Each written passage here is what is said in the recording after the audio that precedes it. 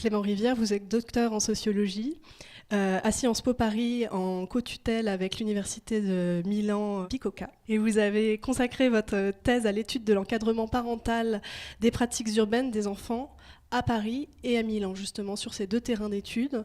C'est vrai que quand on avait écouté ce témoignage des enfants donc de l'école d'architecture pour enfants, à qui on avait posé la question de comment ils perçoivent l'espace public, la question du rapport à l'autre était un élément fondamental, que ce soit parcourir l'espace public avec ses frères et sœurs ou la liberté qu'on peut avoir dans l'espace public par rapport à une liberté surveillée avec la présence des parents. C'est quelque chose qui était ressorti très très fort dans leurs impressions. Vos travaux sont menés sur la place des enfants dans la ville et vous montrez que l'accès et les inégalités à l'espace public se fondent finalement très très tôt et finalement conditionne tout notre parcours dans la ville et notre représentation en tant qu'individu dans l'espace public. Je vous passe la parole. Vous allez tout d'abord nous rappeler peut-être comment les enfants prennent leur autonomie dans l'espace public. Mon idée en fait est à partir de mon travail de thèse dont je vous parlerai très rapidement, que je présenterai rapidement, de vous proposer un ensemble de points qui en fait sont des points autour desquels peuvent se construire potentiellement des différences entre les expériences des enfants et des différences qui peuvent conduire en fait à des inégalités d'ordre social liées pour le dire vite, aux propriétés sociales des familles, enfin aux caractéristiques des familles, et des inégalités de sexe, des inégalités entre les filles et les garçons. Alors, j'ai pas la prétention de dire que ce que j'observe, enfin ce que j'ai observé à un âge assez jeune encore, un peu à l'interface de l'enfance et de l'adolescence, a des conséquences tout au long de la vie, je le pense, enfin, j'en fais l'hypothèse, mais j'espère que les points que je vais vous lister un peu vous donneront en tout cas des idées, un regard peut-être un petit peu différent pour ne pas voir finalement les enfants de manière trop uniforme. Quand je lisais la plaquette des petites leçons de ville, dont je trouve par ailleurs le programme super, c'est vrai que le sociologue que je suis était un petit peu interpellé. On est un peu des empêcheurs de tourner en rond, on essaye toujours de rendre un petit peu plus complexes les choses, on va dire.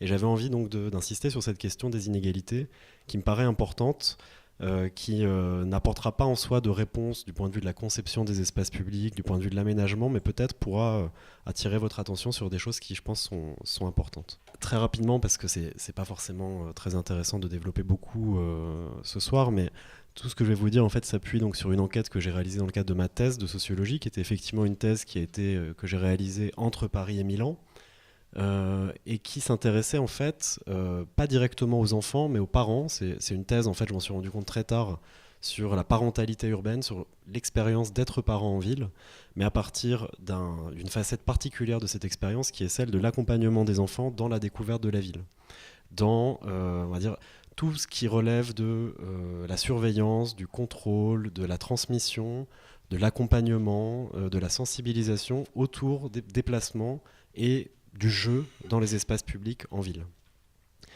Alors j'ai fait le choix de rencontrer des parents d'au moins un enfant âgé de 8 à 14 ans. Certains en avaient plus. L'idée était d'étudier l'interface entre la scolarité primaire et la scolarité secondaire. Beaucoup de travaux qui avaient été réalisés avant mon propre travail, notamment dans une perspective plus quantitative, montrent que l'entrée au collège, dans tout un ensemble de contextes, marque un moment, une rupture assez importante en fait dans les pratiques de mobilité des enfants. Alors de manière différente selon les villes, selon les milieux sociaux, selon les types de quartiers, mais c'est quelque chose de commun à beaucoup de contextes urbains. Donc c'était ça un peu l'idée qui sous-tendait le choix de cette phase d'âge. Et j'ai choisi de rencontrer des parents qui habitent des quartiers mélangés. Donc je ne vais pas trop m'attarder sur ce choix. Mais pour le dire vite, l'intérêt était double pour moi. Le premier, c'était de pouvoir rencontrer dans un même espace des parents qui aient des propriétés sociales différentes, vu que je m'intéresse à la différenciation des pratiques éducatives et des expériences. Et enfin, en contrôlant un peu le rôle de l'espace, en étant à quartier, on va dire, contrôlé.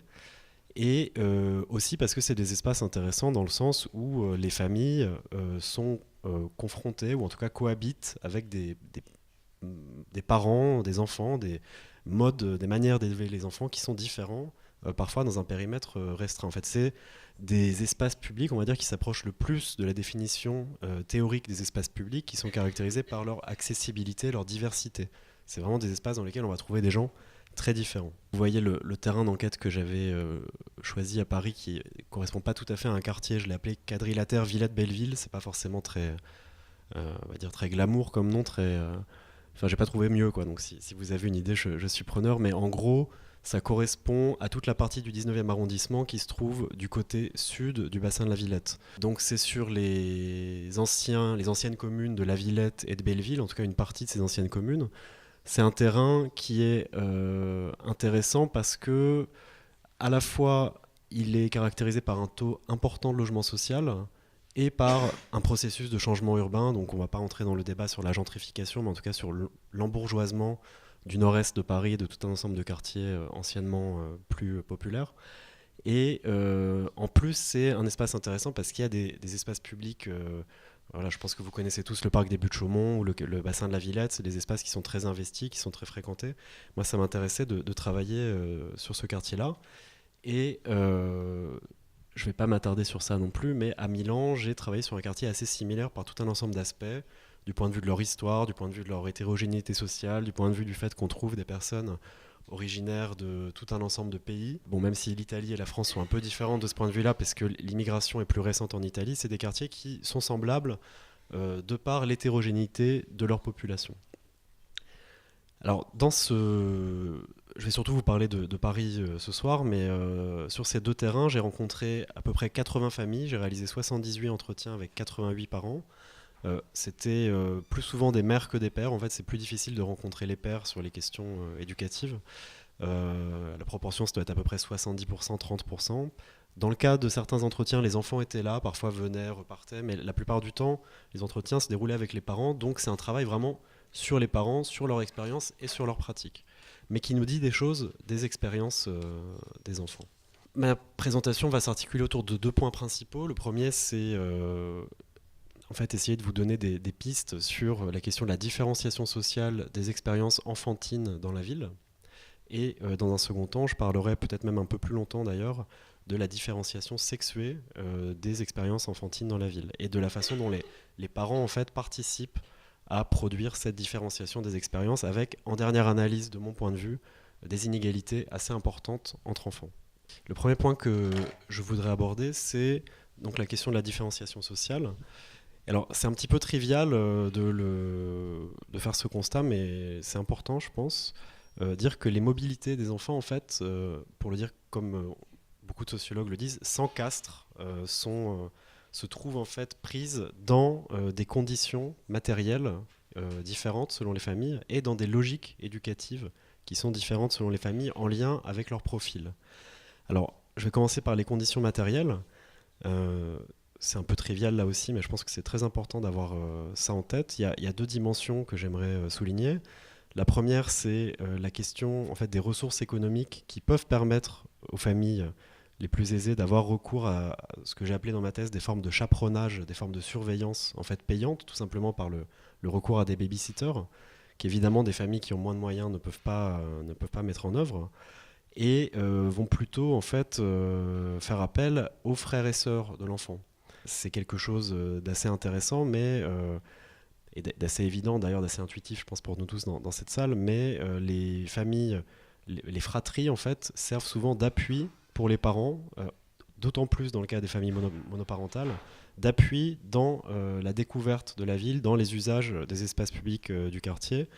Et c'est une différence assez importante, en fait, entre les familles les plus favorisées et celles qui ont moins de ressources. C'est un recours beaucoup plus fréquent, en fait, à la surveillance, à l'accompagnement par des frères et sœurs plus âgés ou par des cousins, cousines d'un âge sensiblement proche. Alors on va voir tout à l'heure qu'il n'y a pas seulement la question des ressources, il y a aussi, ça c'est lié aussi à la question des pratiques éducatives, des manières d'élever ses enfants, mais ne négligeons pas la dimension des ressources économiques qui jouent un rôle assez important.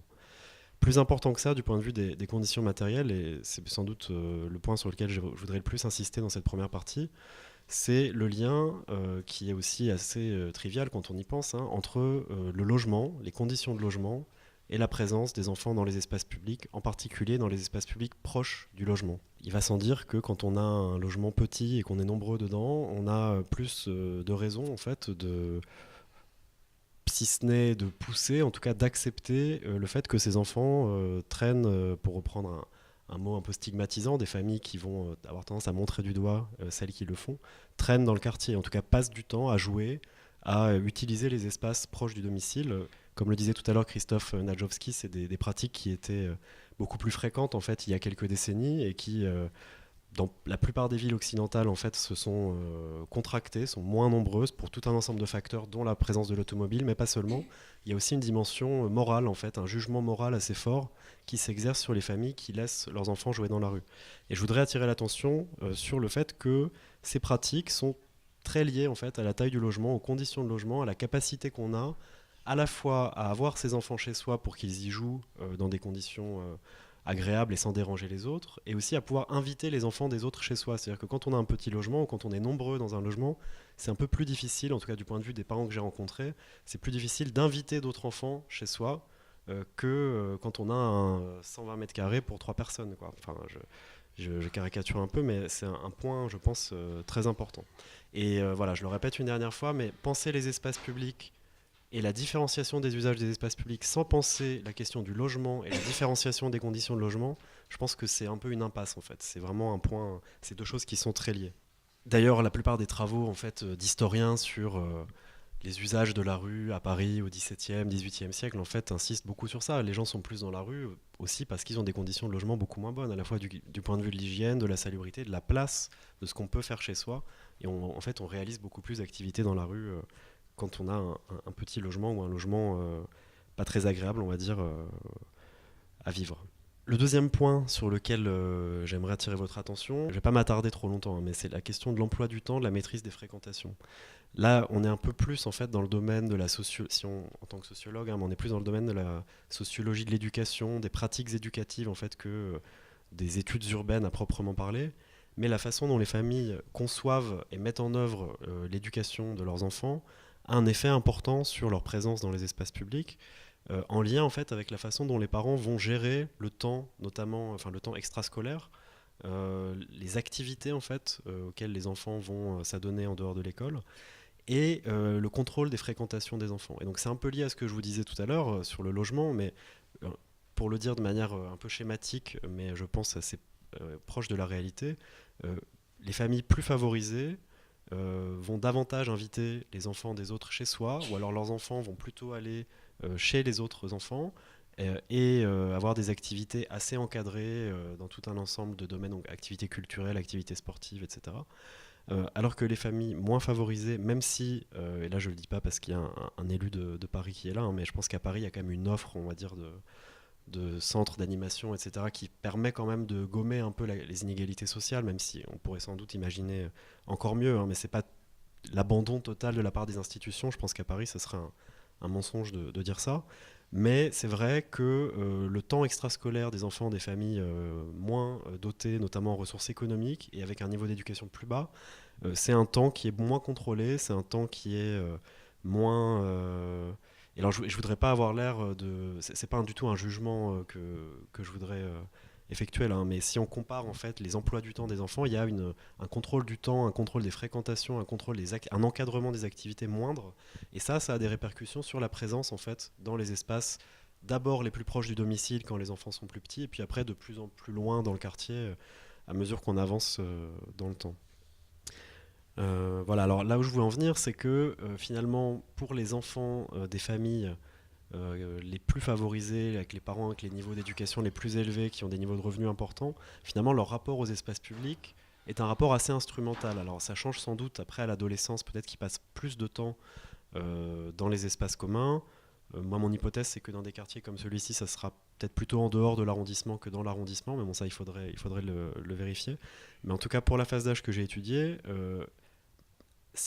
même si sur le papier les statistiques indiquent que ces quartiers sont des quartiers assez hétérogènes, dans les faits, à part peut-être certains espaces très identifiés à l'intérieur des grands parcs ou certains squares, en fait la mixité est très relative dans les espaces publics, puisque les enfants des familles les plus favorisées ne font quasiment que les traverser en fait, pour se rendre d'un point à un autre, mais ils les utilisent assez peu, ils passent assez peu de temps pour y jouer ou pour voilà, perdre du temps, flâner, voilà, des formes en fait. Moi, je ne suis pas psychologue, mais je crois que les psychologues montrent que c'est très bon pour la construction de soi en fait, hein, des fois de ne rien faire de particulier, de traîner un peu, d'être dans la rue. C'est quelque chose qui est très rare, en tout cas que les parents essayent au maximum de réduire dans les familles les plus favorisées.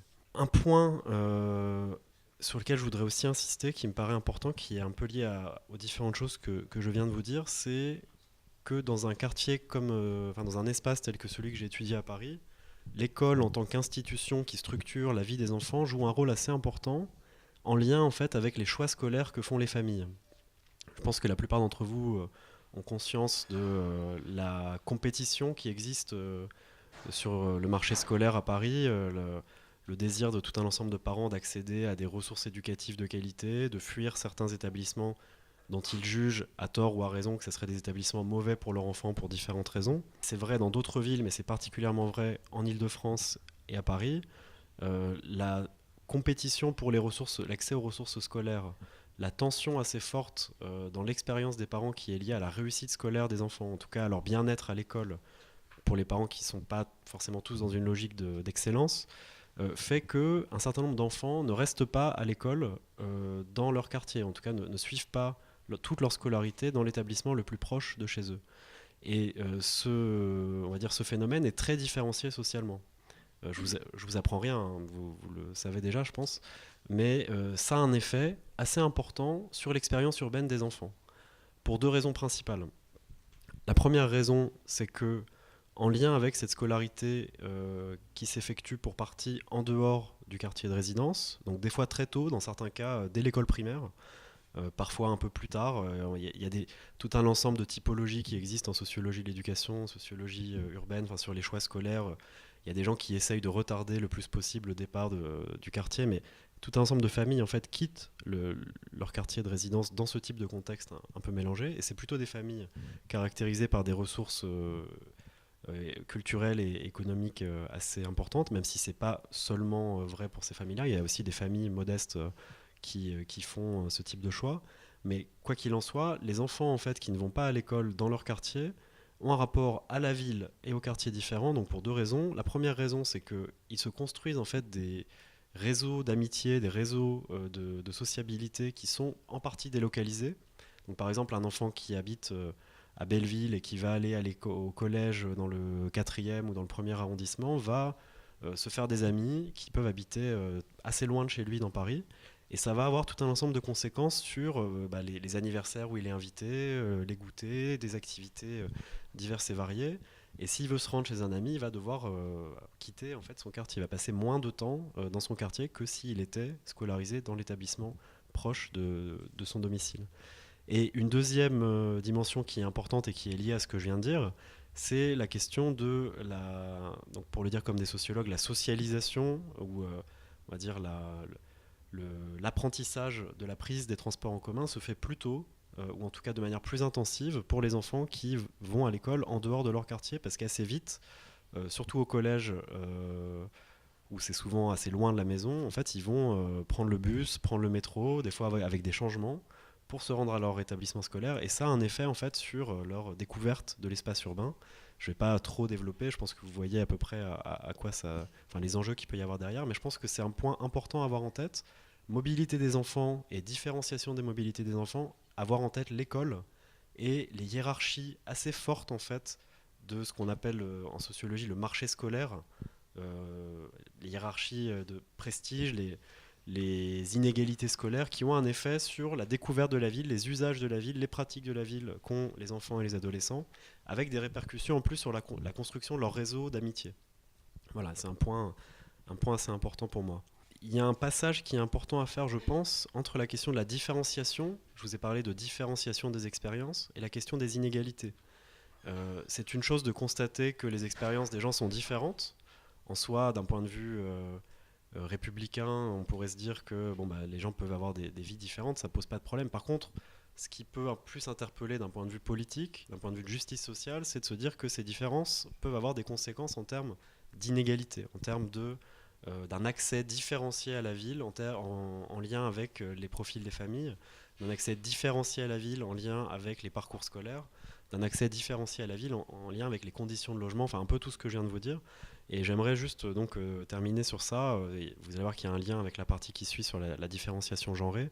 Ne pas se contenter de penser les expériences en termes de différenciation des expériences, mais essayer de voir dans quelle mesure ça peut produire des inégalités entre enfants. Donc ce point est très lié au premier en fait, me paraît très important pour compléter un peu, enrichir cette idée que ça pose problème en fait de penser les enfants de manière uniforme, de penser les expériences des enfants de manière uniforme.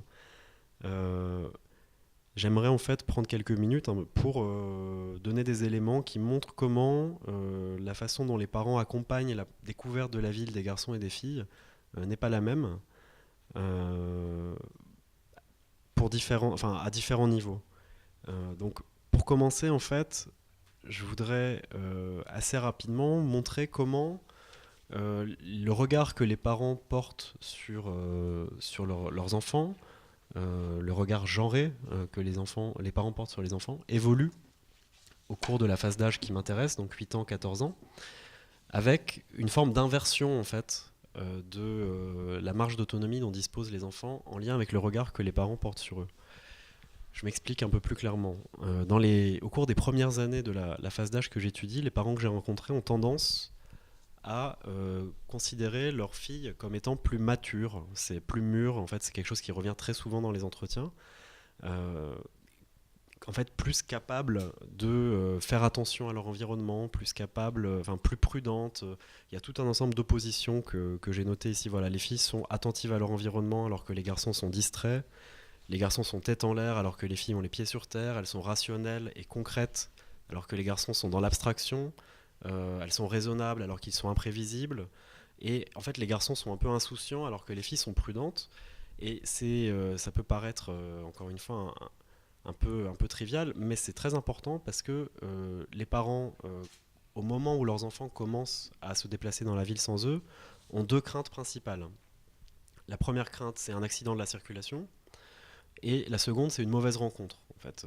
Le fait qu'on voit d'un côté des filles plus capables de faire attention à ce qui se passe autour d'elles et des garçons plus tête en l'air, moins prudents, moins attentifs, pour ces deux menaces, en fait, on voit bien que les filles, en fait, pour forcer un peu le trait, sont dites matures parce que, en fait, elles répondent davantage aux attentes de prudence, aux attentes de modération, aux attentes je pense que modération est un mot qui convient bien. C'est des utilisatrices d'espace public en fait qui paraissent aux yeux des parents plus compétentes dans une certaine mesure que les garçons. Excusez-moi, les qualificatifs donc, que vous venez d'énoncer au préalable de votre propos, c'est vraiment les paroles des habitants, c'est ça? Des parents, que vous... Oui, d'accord, merci. Oui. À partir des entretiens en fait, que j'ai réalisés avec les parents.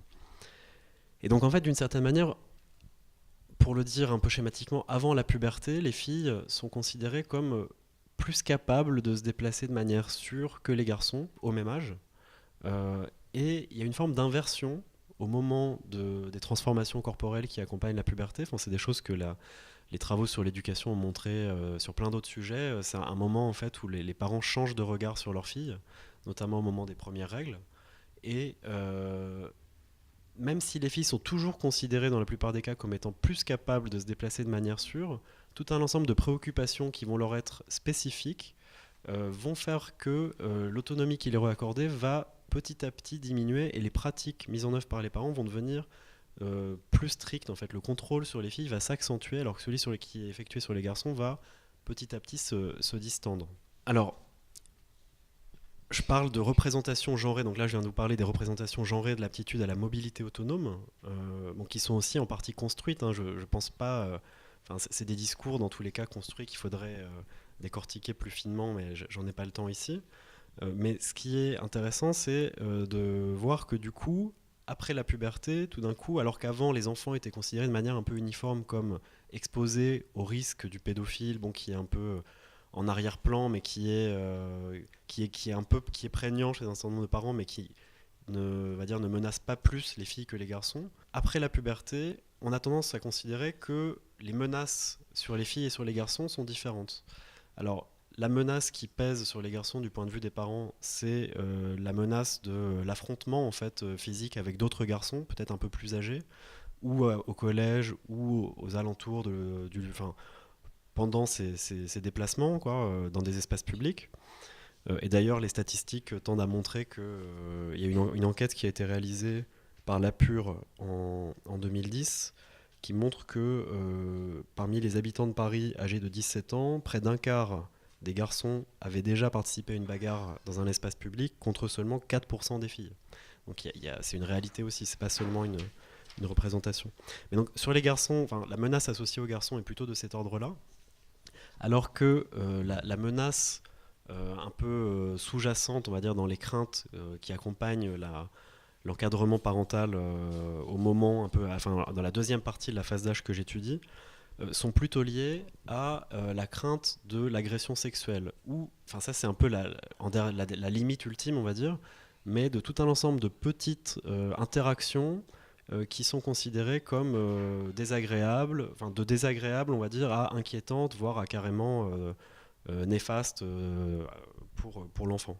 Alors que d'une certaine manière, les parents ont l'impression que leurs filles sont dans une certaine mesure un peu plus protégées que les garçons d'un échange de coups au collège ou dans la rue.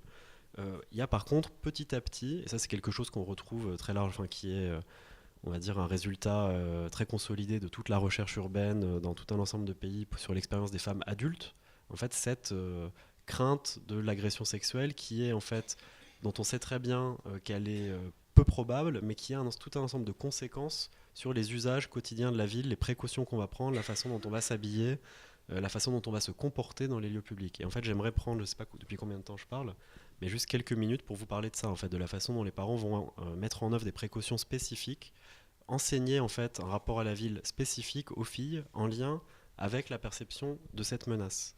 Et en fait, là je parle sur le slide d'arènes de sollicitation masculine et hétéronormée. En fait, c'est très lié à ça. C'est lié à une perception des espaces publics comme des arènes d'exposition de ceux qui les fréquentent, qui sont des arènes en fait masculines et donc hétéronormées. C'est un petit peu, je ne sais pas si tout le monde connaît ce mot, mais c'est disons des arènes dans lesquelles les codes de l'hétérosexualité, de la séduction hétérosexuelle sont prédominants.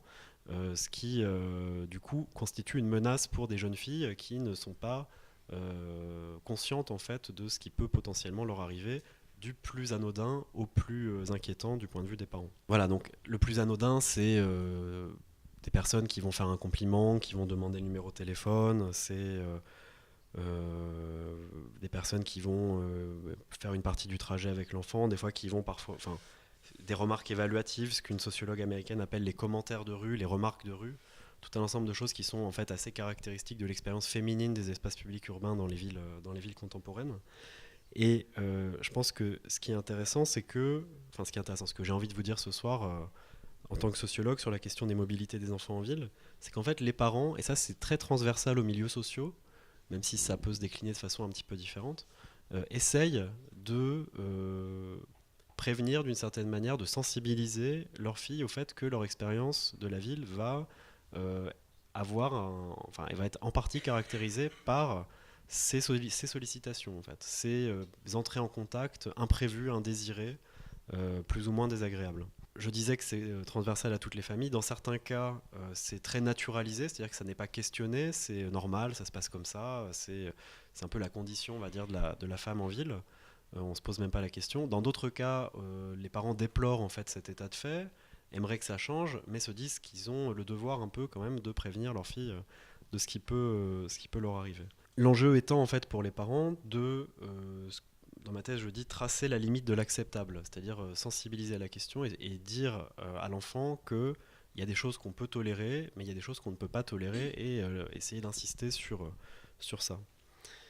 Alors, le code de comportement, j'écris là sur le slide un enseignement de code de comportement spécifique. Ce qui est intéressant, c'est que dans les 80, à peu près 80 familles que j'ai rencontrées, ça c'est des choses qui sont spécifiques en fait aux parents qui ont des filles, des choses qu'ils ne disent pas à leurs garçons. Donc il y a 3 dimensions. La question du comportement en public, la question de l'habillement et le fait que la nuit en fait est conçue comme plus dangereuse pour les filles que pour les garçons. Et quand vous y réfléchissez, en fait, c'est très triste, mais c'est, je pense, vrai aussi pour l'expérience des femmes adultes dans la ville. En fait, on retrouve ça dans la plupart des recherches qui se sont intéressées à l'expérience qu'ont les femmes des espaces publics dans des villes comme Paris. Donc les codes de comportement, c'est en fait essayer de finalement faire en sorte que la fille intègre les normes dominantes d'usage des espaces publics et en fait bien se comporter. Donc là encore une fois, je m'appuie sur les entretiens, moi, c'est une interprétation des entretiens. Donc c'est se montrer prudente, donc pour reprendre les termes des parents, faire gaffe, rester sur ses gardes. Et en fait c'est lié à ce que je vous disais tout à l'heure, c'est l'attention à l'environnement. Décliner les invitations, ne pas provoquer, donc ça c'est très lié à ce que je vais vous dire tout à l'heure sur l'habillement, donc c'est ne pas être dans des formes de comportement qui pourraient susciter l'intérêt d'autres personnes. Donc en fait au fond, en dernière analyse, faire preuve d'une forme de passivité dans les espaces publics, quoi. Ne pas ouvrir aux critiques ou aux commentaires, ne pas réagir à ce qu'on peut entendre à propos de soi-même.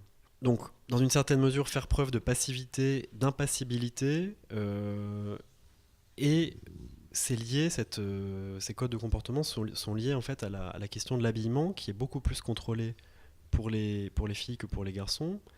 Euh, alors je vais en dire un mot juste après, mais en lien aussi avec une offre vestimentaire très différente pour les filles et pour les garçons. C'est-à-dire que c'est pas seulement les parents qui sont plus attentifs à ce que leurs filles portent comme habits que les garçons, mais c'est que les habits qu'on propose aux garçons et les habits qu'on propose aux filles sont pas non plus les mêmes, et les demandes des enfants ne sont pas non plus les mêmes en fait. Donc si vous voulez, il y a tout un ensemble, il y a un travail parental de transmission de normes d'habillement voilà, qui sont en fait dans la bouche des parents. Ils vont parler d'habillement, donc ne pas provoquer, donc c'est très lié à la longueur des vêtements, au décolleté éventuellement pour les filles les plus âgées, la coupe des pantalons, tout un ensemble de choses, le maquillage. Et bon, il y a des travaux sur les enfants qui montrent que les enfants après, on le sait tous, hein, mais les enfants ne respectent pas tous les interdits parentaux, bien sûr. Il y a des formes de ruse, après, de contournement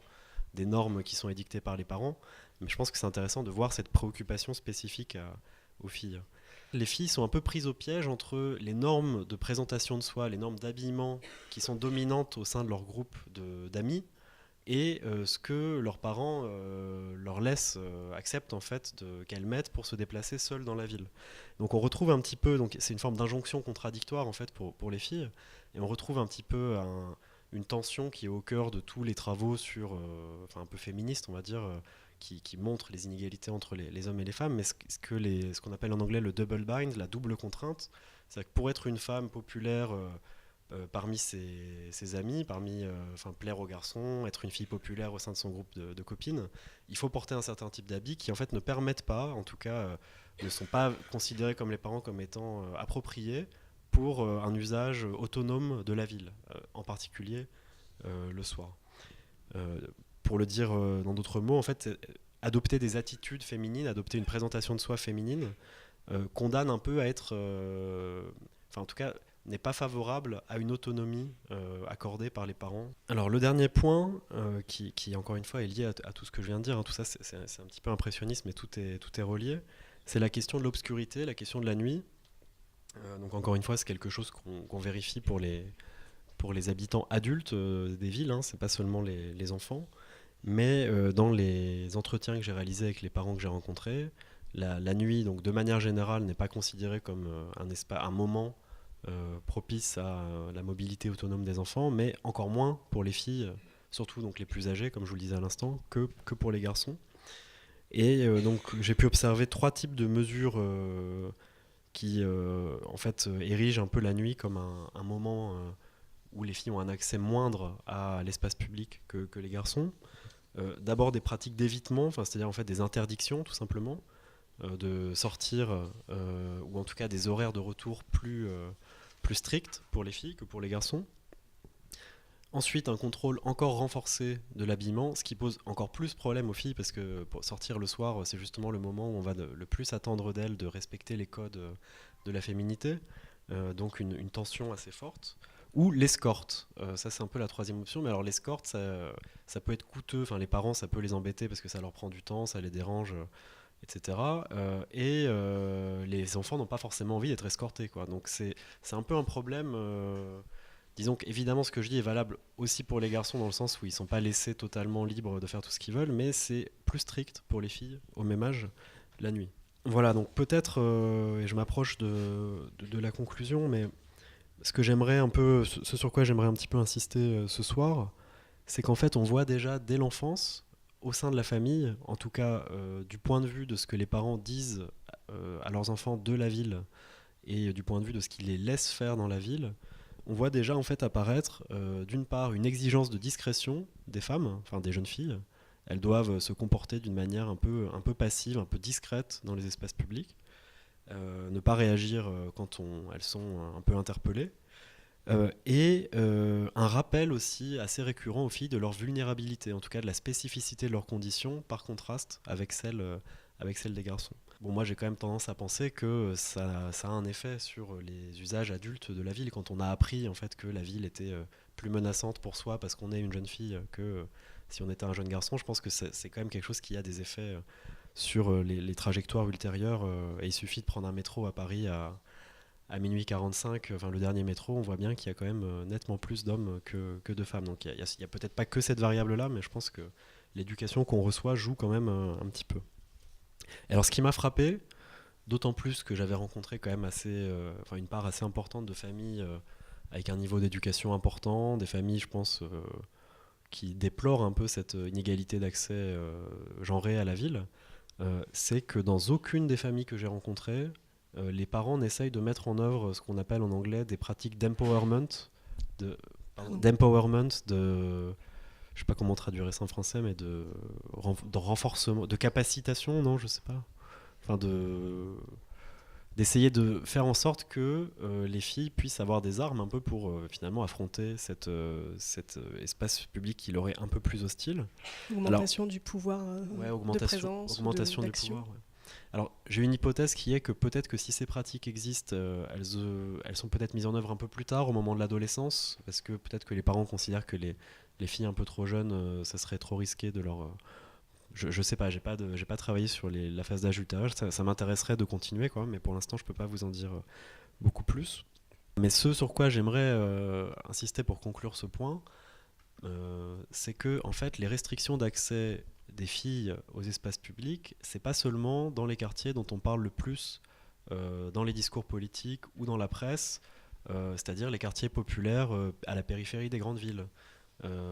Les inégalités d'accès des hommes et des femmes aux espaces publics, c'est pas seulement la Courneuve, c'est en fait partout. Après, ça peut prendre des formes différentes, mais en tout cas, moi, mon travail me conduit à affirmer sans en douter un instant que au nord-est de Paris, l'éducation à la ville des garçons et des filles n'est pas tout à fait la même, l'accès à la ville n'est pas tout à fait le même, et je pense que c'est important d'avoir en tête que ces inégalités d'accès, ça n'est pas seulement les quartiers populaires dont on parle le plus, et je pense que c'est un point assez important, et j'aimerais bien d'ailleurs, si j'en ai l'opportunité, travailler sur les beaux quartiers. Je sais que j'ai rencontré beaucoup de maires qui m'ont parlé aussi de leur propre expérience de la ville, et qui avaient tendance plutôt à associer leurs expériences les plus déplaisantes, on va dire, de l'espace urbain aux quartiers vides, aux quartiers bourgeois, pour le dire selon leurs termes, dans lesquels elles pensent que personne ne va les aider en cas de problème. Et je pense que ce serait intéressant de voir un petit peu de plus près ce qui se passe dans ce type de quartier, de ne pas toujours étudier les inégalités d'accès aux espaces publics des hommes et des femmes dans les quartiers pauvres où beaucoup de personnes, et avec une racisation, on va dire, très forte du contrôle de la mobilité des femmes. Pour conclure mon intervention, voilà, j'avais juste envie d'attirer votre attention sur la question de la différenciation des expériences, sur la question des inégalités à la fois sociales et sexuées. Je pense que je ne vais pas beaucoup aider d'un point de vue concret à penser à la conception des espaces publics, mais en fait je pense que c'est tout simplement parce que je pense qu'en soi on peut concevoir tous les espaces publics qu'on veut, tant que les représentations symboliques, les films, la littérature, les pratiques éducatives, la publicité, bon, tout un ensemble de choses continuent à maintenir, en fait, notamment en ce qui concerne en tout cas les inégalités hommes-femmes, des différences très fortes. Je pense qu'on peut concevoir les espaces publics qu'on veut, ça ne va pas changer grand-chose. Voilà. Donc c'est pas seulement l'aménagement, la mobilité des enfants, c'est aussi de manière très forte des ressources économiques, culturelles et sociales. Voilà. Merci beaucoup.